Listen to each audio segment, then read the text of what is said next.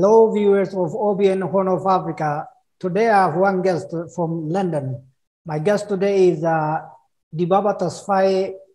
He is a lecturer and mentor as well as a trainer. Welcome, Professor Dibaba. Thank you for inviting me.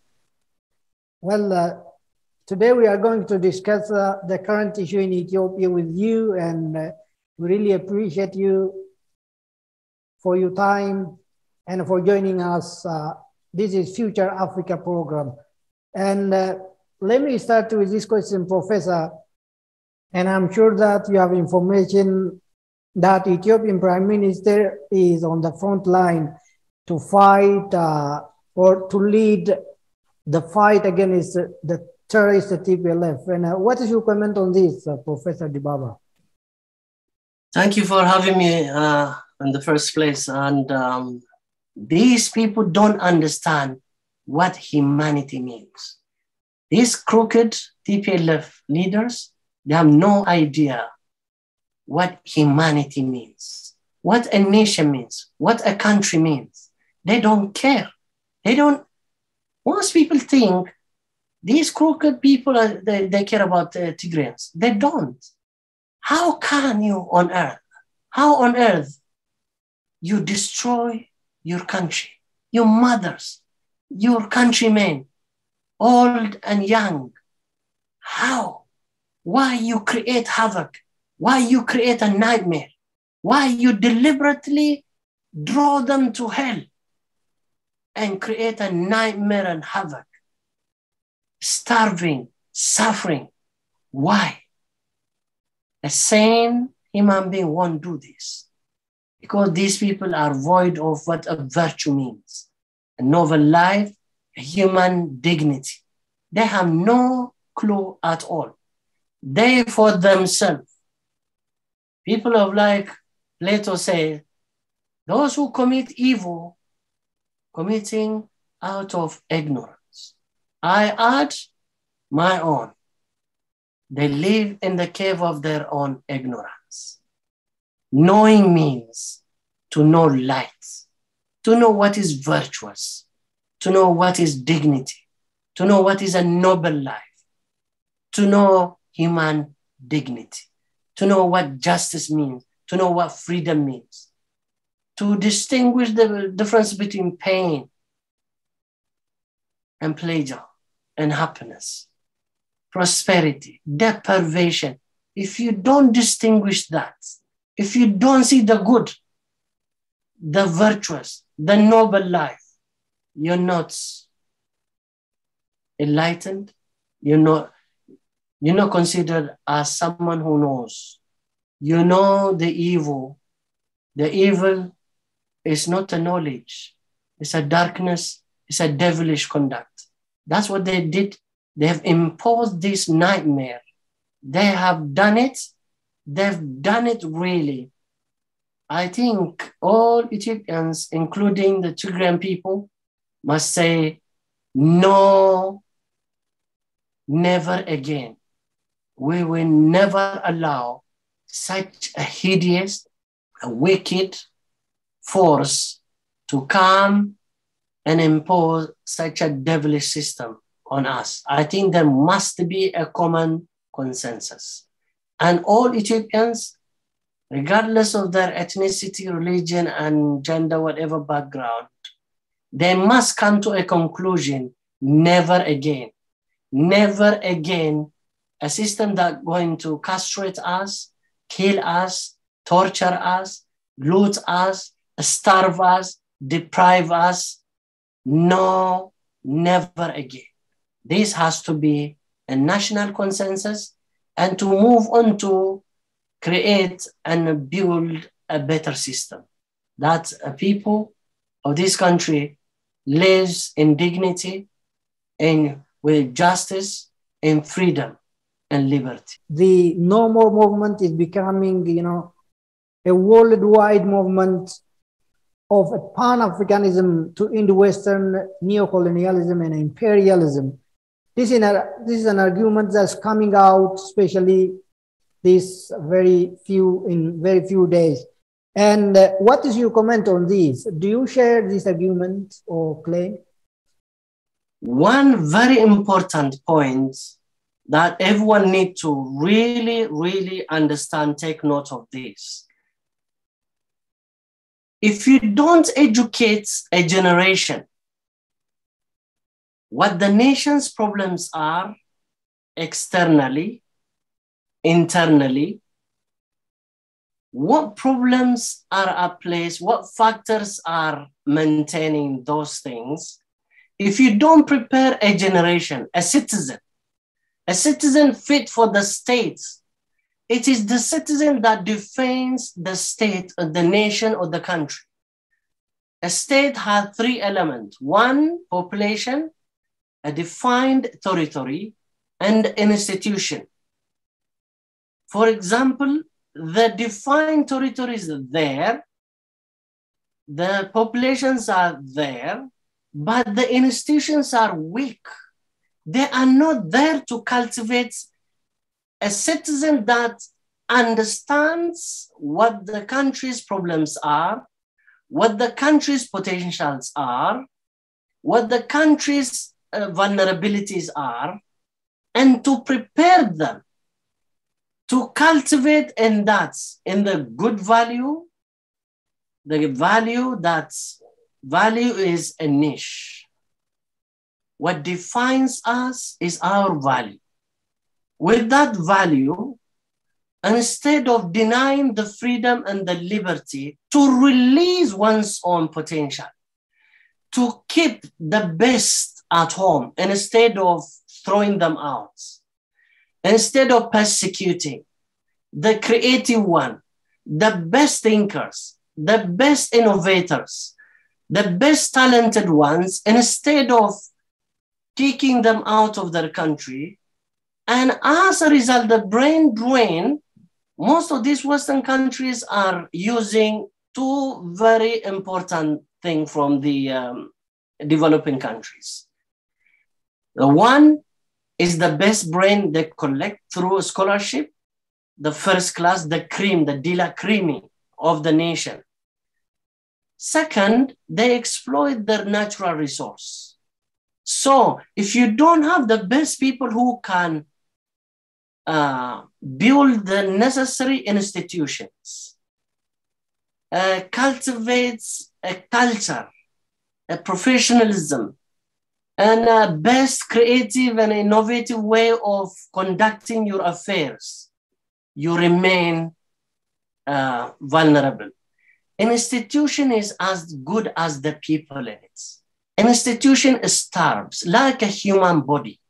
If it doesn't have a dynamism, creativity, intelligence, innovativity, creativity, institution become dysfunctional and impotent. That's what we have. The institution is supposed to cultivate first the necessary citizen that can operate within the institution to defend the national interest. That must be based on full awareness, understanding of what the nation is based on, what the vulnerabilities are, what the nation's potentials are, all of those things. If you don't have a generation cultivated in this understanding, you will have a vulnerable country, like where we found ourselves. The idea of neocolonialism, give it any name, whatever the powerful will do, will always to exploit your resource. In order to prevent you from exploiting your resource, they have to create a project that you'll be preoccupied. Infights, mistrust, suspicion, tribalism, sectarianism, all the different things that they utilize that. So you are occupied with that like a firefighter to distinguish that eruption, division, fragmentation.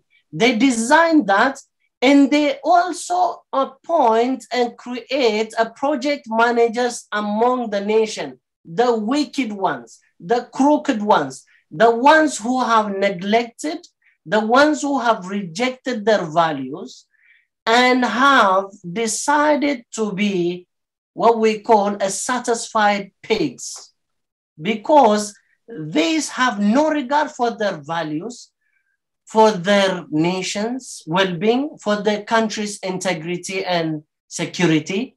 The only thing they pursue is their own personal interest. So these are a tool and an instrument for those who wanted to exploit the ones who are vulnerable. What must be done? What Africans should done to fight against those conspiracies you mentioned now? You see, if I take the analogy of medical science, which is my passion, and I had a desire to become a medical scientist, the first thing that you need to do, by the way, this applies to anything, engineering, medicine, law, so many different fields of studies. The first thing that you must do is to diagnose. Diagnostic ability to identify where the source of the problem is.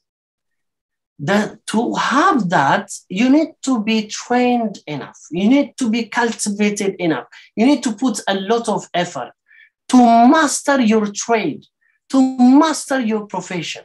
So if you don't have a nation, a citizen that has no mastery of his own country's problem, the ups and downs, the vulnerability, the fragility, and what the country's problems are, both internally and externally, if you've not cultivated enough, if you don't have a citizen that mastered his own country's affair, his nation's affair, plus international affair, those parallel, understanding those twin, they're very intertwined, interdependent, because if you master only your own nation's problem, you have no idea how the international affairs works.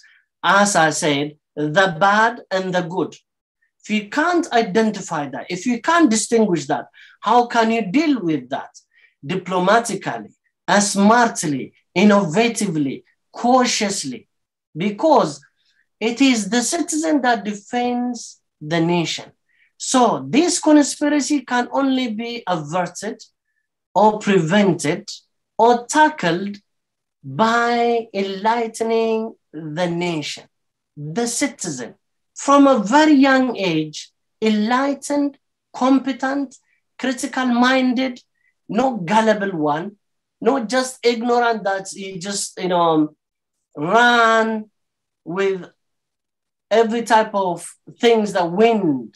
No, a grounded one, intelligent one, master, have a good understanding, a layer of understanding the problems, and also once understand your problem, and that's where you can find a solution.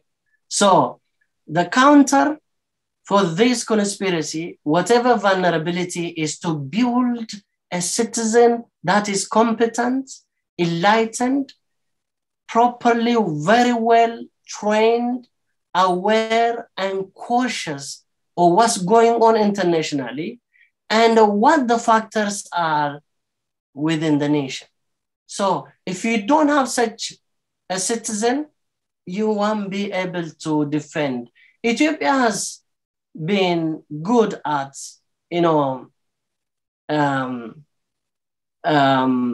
fighting off the external attempters to subjugate, to colonize Ethiopia.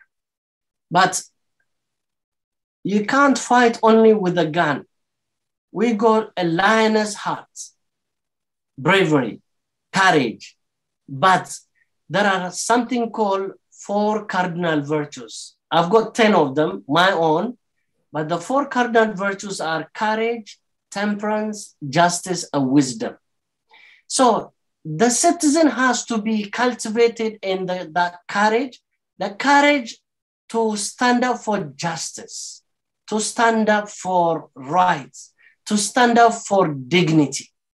At the same time, ham, like what my grandfather says, komkome, which you have to live in moderation. Eh? You have to live in moderation. That extreme, deep super ego, to be able to purge that, to have a bridle like a horse to control oneself, to live in moderation. Third one, to understand the value of justice. Where there is no justice, a nation will perish. The value of justice. Justice, even for you to stand up for justice, you need to have a courage. Without courage, you can't stand up for justice. No. Injustice to anybody is to everybody, including me. It is my business to stand up for justice. And that alone is not enough. You need to be wise enough. Wisdom is the one that guides you, the one that will give you. It is your torch. It is your light. It is your candle. It prevents you from falling into the trap of the human vice instead of the virtue. Virtuous person has a courage, lives in temperance, knows the value of justice, and guided by wisdom.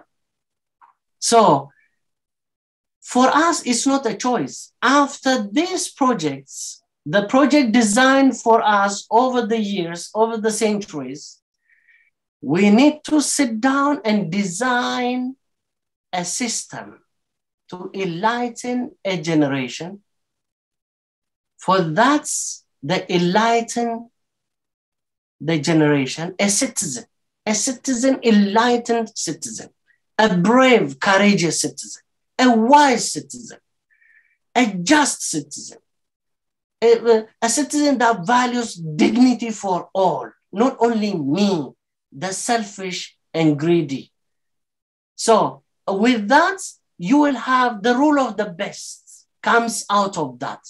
What education does, education creates the best men, the noble men, those who values justice, dignity, freedom, liberty, no castrating, no torturing, no killing, no causing maim, robbing one's own nation and family, but to do, I want to prevail with my excellence. I want to be a torch. I want to be a candle for my nation. I want to be a protector. I want to stand for justice with courage and lead my life with temperance. What I need is so simple, but the want is that falls man into his demise, that greed and deep super egos. So we have no choice. We need to redesign our curriculum, our education system, the way we cultivate our young generation. I hope after this war, we have a big project ahead of us. Those who considers the elites, the so-called educated, I don't know what they, but educated is a very serious title. Educated does not mean going to school and attaining a certificate.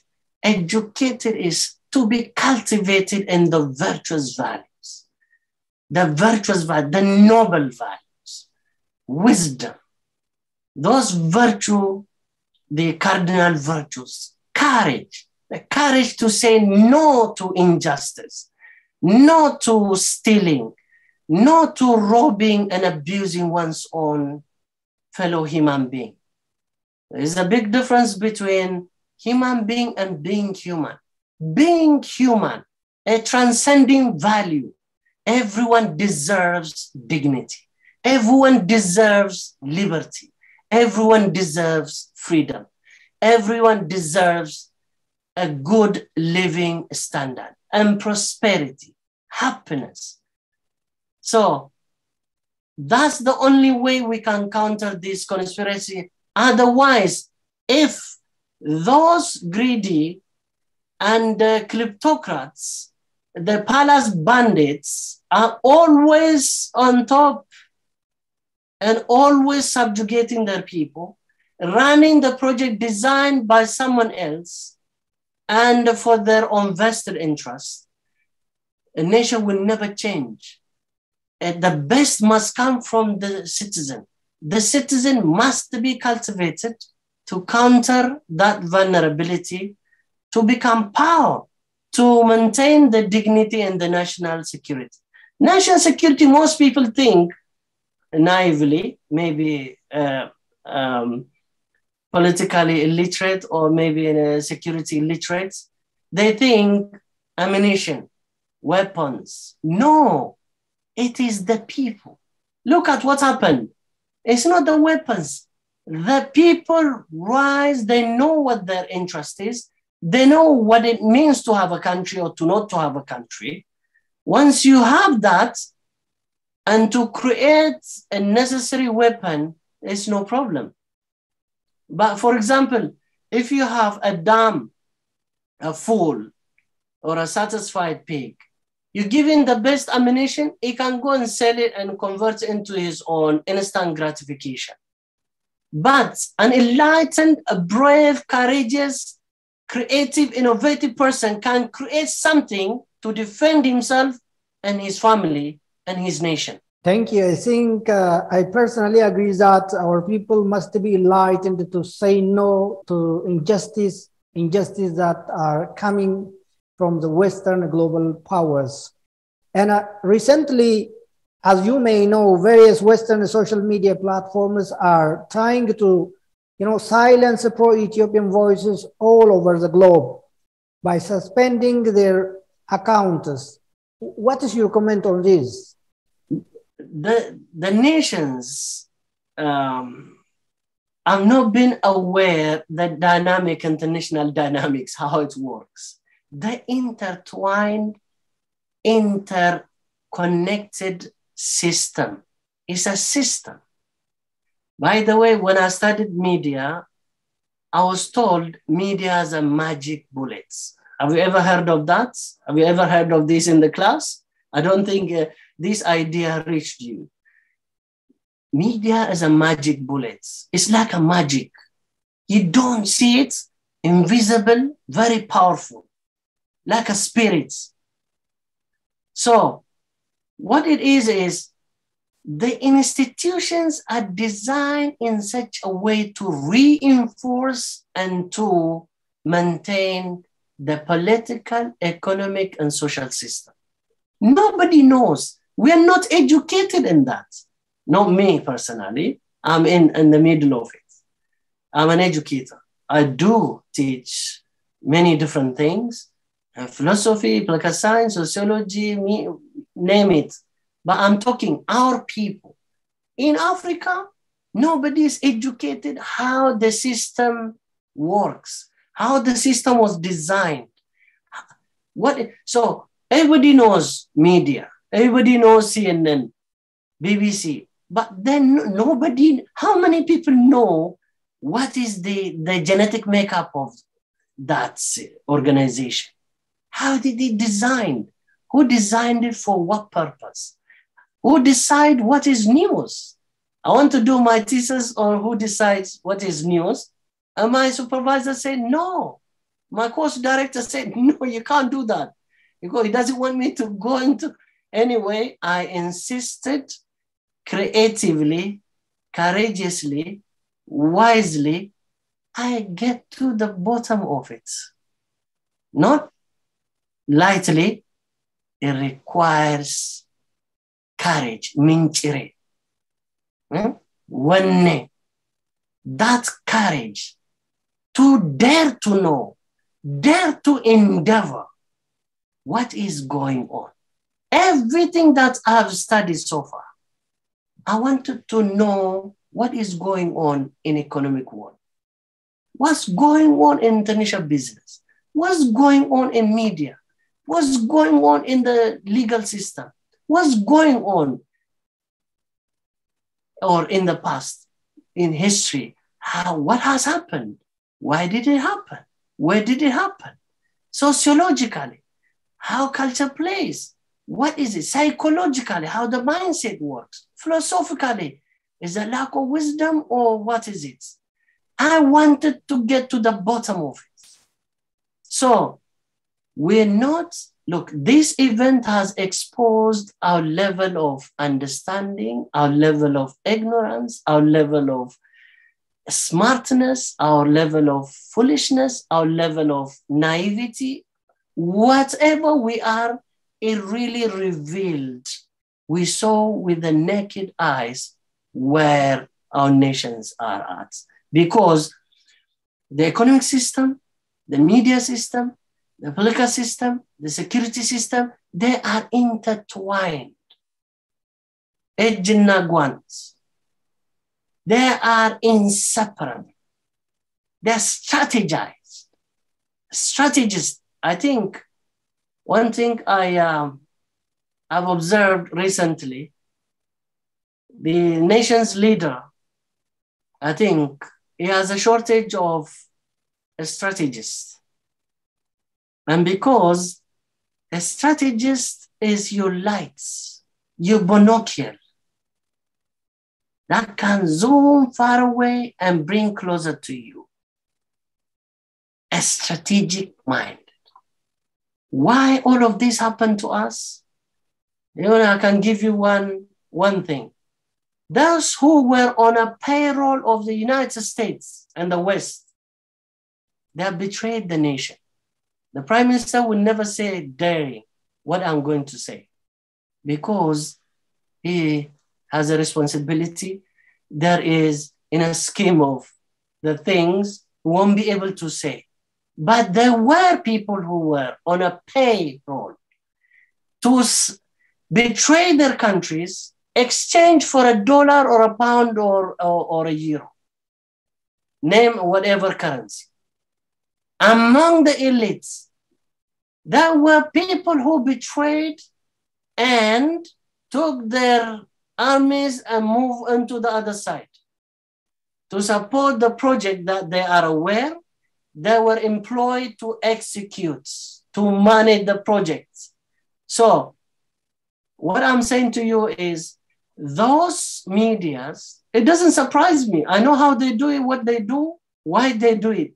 It doesn't surprise me because I'm in it. I see it. I scrutinize them. But our people, and thank God, unintentional but unintended consequence, there's something called in any event. The unintended consequence was our nation, including the entire continent of Africa, those masters, those conspirators, those who have been conducting their business very, very systematically, intelligently, they have exposed themselves in the broad daylight because the media age has shown where they stand, what they do, because the people who used to respect the BBC, the CNN, the Sky, the Reuters, all of those, I knew what they do, how they use these magic bullets, how they shoot it, what kind of ammunition they use it, how far they can fire it. I know it. That's why I went out to go and study and to understand, to learn. Most people don't have that. Career-driven. You just get one little thing, then get your job and then get on with life. No. We need to create a generation, purposefully go out to understand what's going on. Without understanding, you can't find the solution. So those medias, whether the Twitter, Facebook, anything you name it, they are all in it. In one boat, structurally intertwined, very integrated. They read one another. They speak one language. They breathe the same air. They calculate the same thing. They see it in the same lens, not as the same as we see different things through different. When they say there, we see But what we're supposed to see that way. When they say that way, we just follow. Naive, ignorant, deficient, and uneducated in the scheme, how things are going, how things operate, how things works. So they are the same for the same interest. They've got the same interest, the same value, and they see through the same lens. And that uniformity is not me. What they've done has exposed what they are, what they've been doing, and what they are doing. I'm sure even the most illiterate person have understood now. All these big institutions, media, economy, look, United Nations Security Council sits completely stripped naked and exposed itself by focusing how many times they called the meeting. Nothing of such a thing happened. Even during the superpower between the Soviet Union and the United States, even those superpowers never called that level of meeting, especially on one country issue. Is that, for that matter, internal affair. They broke all the charter principles, the national security, the non-intervention in internal affairs, exposed what is out there for the public consumption, what is underneath, what we call, there's a difference between rhetorics and reality, representation and reality. Underneath it, they lift the lids and exposed what they made, the true nature and the character. So it doesn't surprise me. It did not surprise me because I know how they do it, what they do it, why they do it, how they do it. And the future, we need to train a young generation, brilliant journalists who have a proper understanding in international affairs, what journalism is in these magic bullets, who decides, why they decide, what is a news element, how it is evaluated, how it is scrutinized, who keeps the lids on, and so forth. So they are pursuing their interests. By the way, this event, I think whoever listens to this program must understand, they are pursuing their interest. You cannot tell someone, do not pursue your interest. You pursue your interest courageously, wisely, justly. In any negotiation, one elder, my mentor, said to me once, remember, even your enemies have an interest. This man has enormous experience in negotiation, in peacemaking. He's a Black person like me from Africa. And he taught me, I said, zero-sum game doesn't work. Positive-sum game. Look, the point is, why most Ethiopians are making noise? Don't pursue your interest. No. We have to be educated enough to say, pursue your interest, but without killing us, without affecting us, without disabling us, without destroying us. Respect my dignity, respect my existence, respect my affair, my interest. And that's what the Prime Minister said. Sure. They have interest, we have interest to reconcile, to do it, the positive-sum game, that's what it is. But for that, you need to be strong enough. You need to work your own things, your foundation, your strength, how you intelligently, courageously. If you are naive, they can defeat you. So you cannot be in a football and say, look, tell the referee, oh, can you stop my adversary to not to score a goal? No, if he's capable, he's going to score.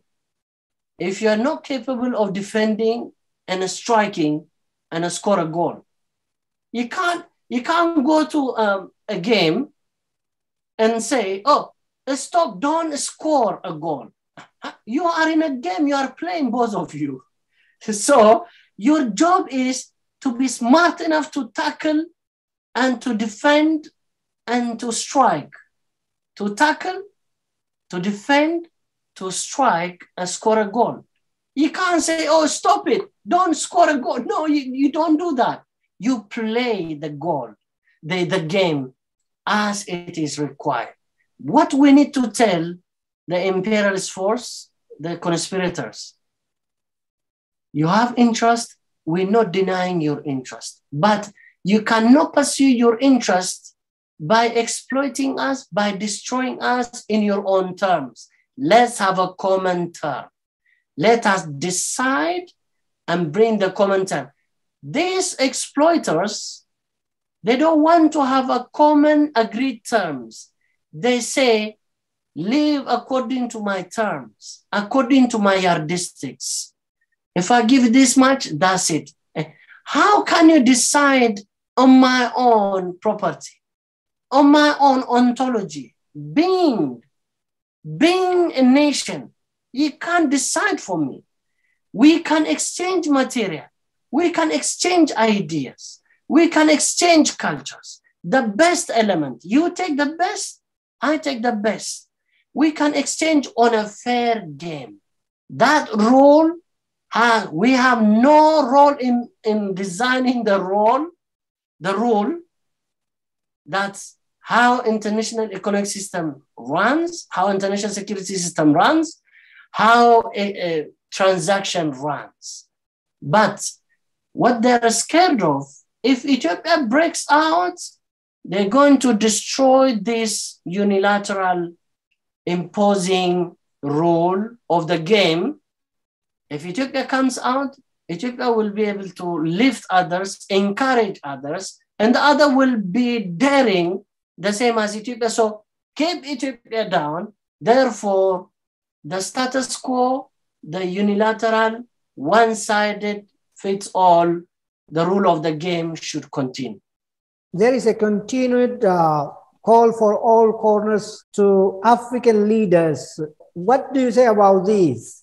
The external force, they have decided to create a strengthened a system that does not allow the nations to free itself from abject poverty, from the status quo. Those who are in power, they are sustaining and maintaining their interest. Their interest is not liberal. It's not about their nation's dignity. It's not about their nation's national sovereignty. No, they've got a symbolic, a name only, empty, vacuous sovereignty. But someone else is running the game. The project is designed and imposed on us, and they put the project managers. So those project managers, they still have to, they're cohabiting with the masters. So they have to maintain and sustain the system. Ethiopia is contrary to that, opposing this, going against this. Therefore, how do you expect for them to stand with us? Unless the leaders understood and decide the same as Ethiopia, no. Instead of queuing with our begging bowl, we need to liberate ourselves. This aid, this support system that they have designed for us is to keep us dependent and parasites while we are capable of giving, not receiving. We need to break the chain of this vicious circle of infights, the tensions, all the time creating a conflict, and all the time starving, all the time we're not focusing on investing our resource on producing on a productive venture. Instead, they are selling the weapons, they're draining our resource, plus destroying us. So if the leaders decide and took that line, they will side, of course, with Ethiopia. If they're not, if they're still running their master's projects, they won't be able to stand with us. So what Ethiopia's role is now? I want to expose a lot, but Ethiopia should try building a network. So what I'm saying to you is those who are silent and passive and they just pretend they haven't heard it and there's no more movement, they are project managers. I can tell you, they are the project managers, because America had two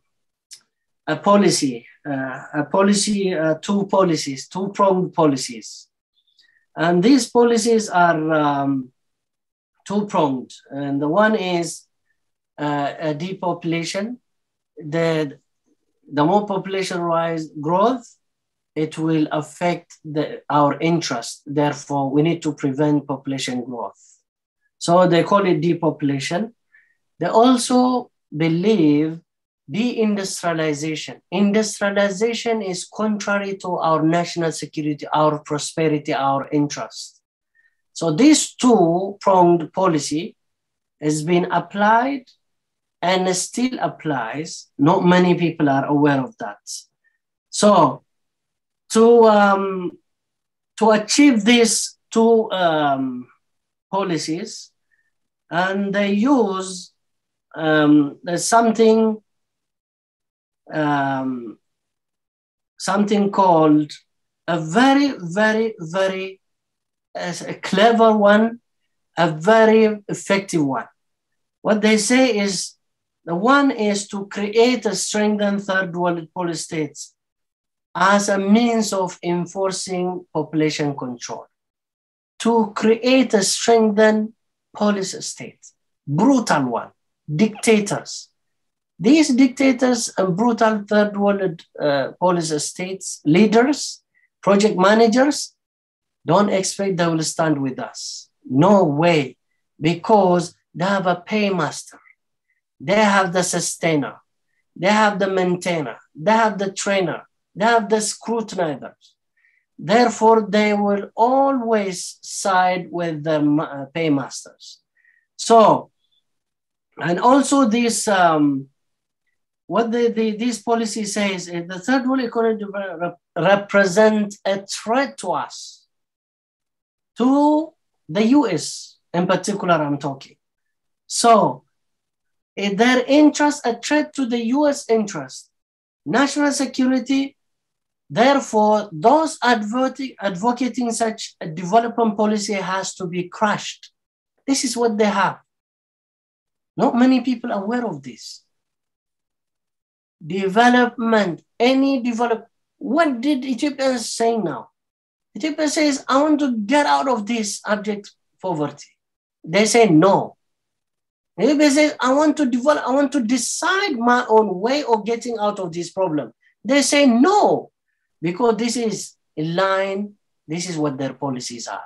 I don't know how many policy makers are aware of this, because development, economic development represent a threat to US national security. Therefore, anyone advocates such a development must be crushed. This is not before I was born, this policy was designed. You cannot go left or right outside this track of a policy instruction. So whatever they do is, as I said to you, they pursue their interest. Don't complain about why they pursue their interest, but counter it for you to be favorable to your interest. They pursue their interest, you pursue your interest, but be wise, smart enough, courageous enough, just to pursue in moderation, not zero-sum game, not this naivety, arrogance, or out of ignorance. No, intelligently, wisely, courageously, you can pursue your national interest if you know how to play the game. As I said, you can't say to the referee, oh, stop, don't score the goal. No, if they're capable, they will score. Your job is to defend, to tackle, to strike, and to score a goal, to be a champion of your own affair, to be a master of your destiny. It is up to us to pursue intelligently, wisely, creatively, innovatively, and be able to read the eras, how the weather works, what is going on in the international affair, global local relationships, domestic. How can we prevent our infights, our divisions, our tensions? How can we develop a just system? How can we develop a system that allows a life of dignity for everyone, a life of freedom? Yeah? So you can't complain those who don't stand with us. Those who don't stand with us, they stand with their interest. Their interest lies with their paymasters. If their interest does not lie with their paymasters, or they don't have a vested interest somewhere else, they will stand with us. They will show solidarity, oneness, togetherness. No, proxy war is enough. We're not going to manage someone else's project. We need to design our common project that will be beneficial to all of us. A transcending interest, a common value that will help us to be prosperous, to lead a life of dignity, to lead a just life. Those who side with the paymasters, they have no interest about justice. They have no interest in about dignity, about prosperity of their own people. They just side with that and maintaining their own personal, individual, nepotist, and kleptocratic interest. That's why they don't stand with us. But it is possible to galvanize the grassroots. Now we need a strategy for that. I'm not going to discuss this on the media, what that strategy is. Professor Dibaba Tesfaye from London, social science lecturer and trainer, as well as mentor. Thank you very much for your analysis and your time as well. Thank you for having me. Dear viewers of OBN Horn of Africa, this brings us to the end of this edition. Until next edition, goodbye.